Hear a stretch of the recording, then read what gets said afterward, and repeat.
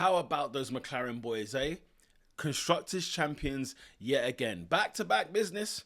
2022 and now, 2024 and now 2025, McLaren have been simply sensational. They secured it at the Singapore Grand Prix, and Norris was P3 and Oscar Piastri was P4. And in the race itself, there was a little bit of animosity, especially coming from the Piastri side of things, where there was contact and Piastri felt like he was done unfairly.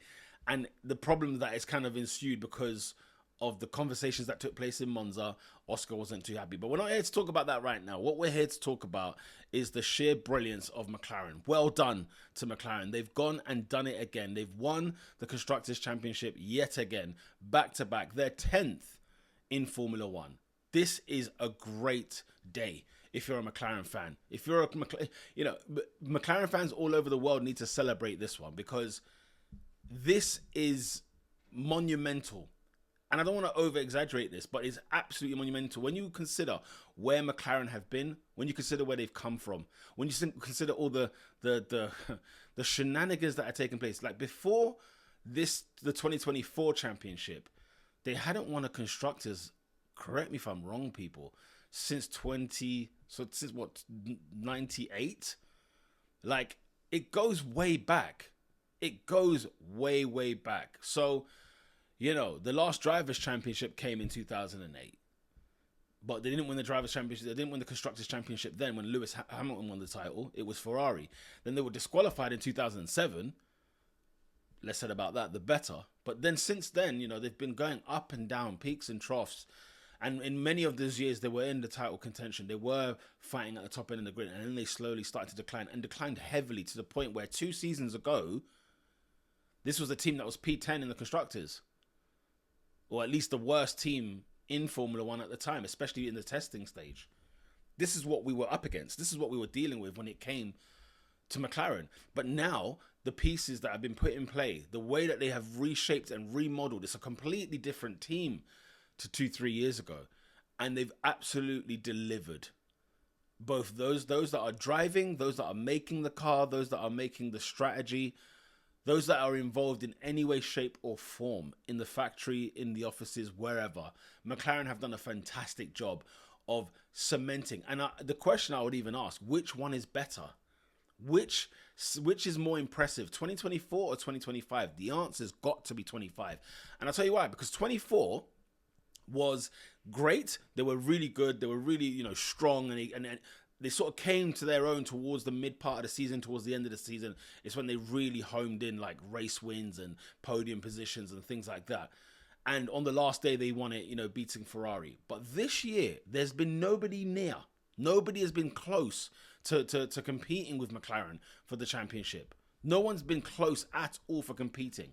And the reason I say that, McLaren had like 650 points. Do you know what I mean? Like, Mercedes got like 325. McLaren nearly double second place. That's how clear, 300 points we're nearly talking, clear that they are from second place. That was far better than what happened in 2024. 2024 was more of a battle. It was more of a test of willpower, test of mettle, of character, how they were mentally wise, which, you can argue that's going to be always a bit more challenging, a bit more impressive. But to come out the blocks the way they did in 2025 and just absolutely, like the Constructors Championship was like done after race 5. It was a race when I just said, yeah, it's over.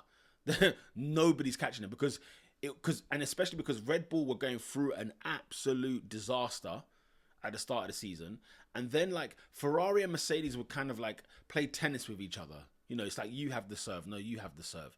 You have the serve. In terms of, they would take the lead in the constructors in terms of between them two, and they will keep swapping positions. Meanwhile, McLaren just kept adding whilst that was going on, and it was costing. It was costing, your Mercedes and Ferraris and Red Bulls. It was costing them points, week in, week out. So they have been so much more impressive this year. And in fact, the talking point about McLaren, the only thing people are talking about with McLaren is how they're dealing with their drivers. You know what I'm saying? So, because the drivers are so good. The drivers have been so good this season. They've been killing it in terms of getting points. And now the question has become like, when are McLaren going to sort this out? When are they going to have a number one driver? When are they going to... you know, all this, what's papaya rules? They've been complaining and whinging all about that. Meanwhile, they've been collecting points week in, week out. And nobody wants to talk about it. When Red Bull did this in 23, where they were winning, what was it, 22 out of 23 races? All I heard was how amazing a Red Bull were. Meanwhile, Perez, I think, only won 2 of those races. And Max Verstappen took, whatever, 18 or 20, you know. That's one of the things I find the most bizarre. Is how much praise Red Bull got for dominating such a year, but McLaren, it seemed to be like, oh, we know they're doing well over there, let's talk about this.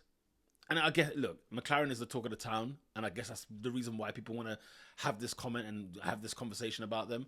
But let's show some respect. Let's give them the respect that they deserve. Let's give them their just due here. They are Constructors Championship again for the 10th time. 2 years back to back, and this one they absolutely destroyed it. And because they've brought out a fantastic car, because everybody has pulled their weight, even Lando Norris and Oscar Piastri, they've done absolutely sensational.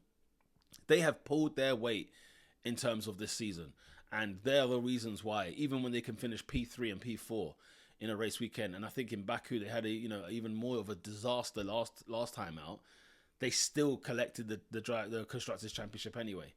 And it was so nice to see, because as a McLaren fan myself, I think back to the horrible years, the dark times that we've had as a constructor, and like where we've come from. And I always hoped and believed that we would get back to the top. I always hoped that we would be somewhere where we can say, yes, this is our time.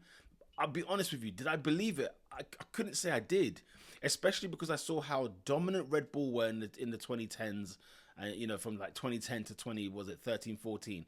But then also the Mercedes then from the 14s up until, 2020. Do you know what I mean? Like they've been dominating for such a long time. And then this new era, Red Bull again. And then Ferrari were getting in the conversation. So McLaren have had to kind of start again in the middle of the regulations and then come back. And then they have come back. And now the regulations are going to change it all next year. So we're all going to have to start all over again. And this might not be, McLaren might not win another championship for a little while because of these brand new regulations. So you've got to drink it in now while you can, if you're a McLaren fan, or if you're a fan of the sport, you want to see someone different win. And yes, you're seeing McLaren win 2 back-to-back, so you think, oh, well, this is the McLaren era. It's not necessarily the case. Formula One changes so fast, so quickly.